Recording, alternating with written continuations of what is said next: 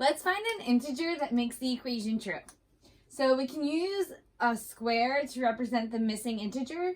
Sometimes you're going to see a variable, a letter from the alphabet used to represent when you don't know something, what is missing, what you're looking for. What we're given is that we're using division and we're missing the dividend. We have the divisor is -3, and the quotient is -4. So what can we divide by -3 to get -4?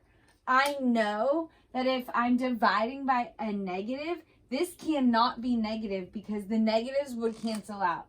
Say we had -12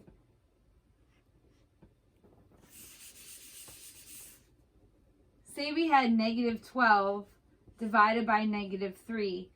-1 divided by -1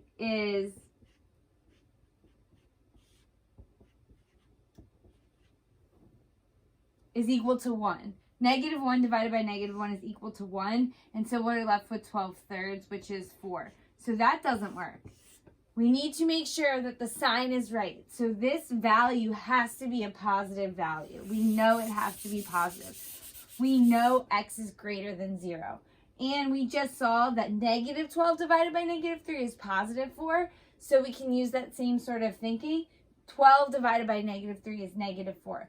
But how do we can't just like say, oh, it's 12. How do you use mathematics or algebra or some sort of reasoning to justify that x is 12? We can solve for this variable using inverse operations. The inverse operation of division is multiplication. So I'm going to rewrite x divided by 3 as a fraction, and remember that negative x divided by -3 equals -4. And when I write it like this, it's easy for me to see that if I multiply both sides by -3, or -3 over 1, the -3 will cancel with the -3 in the numerator will cancel with the -3 in the denominator. What we do to one side of an equation, we have to do to the other. So let's multiply -4 by -3. Like we expected, the -3's associated with the x on the left-hand side will cancel to 1. We're left with x equals -4 times -3. The opposite of an opposite takes us back to the positive, so x is 12.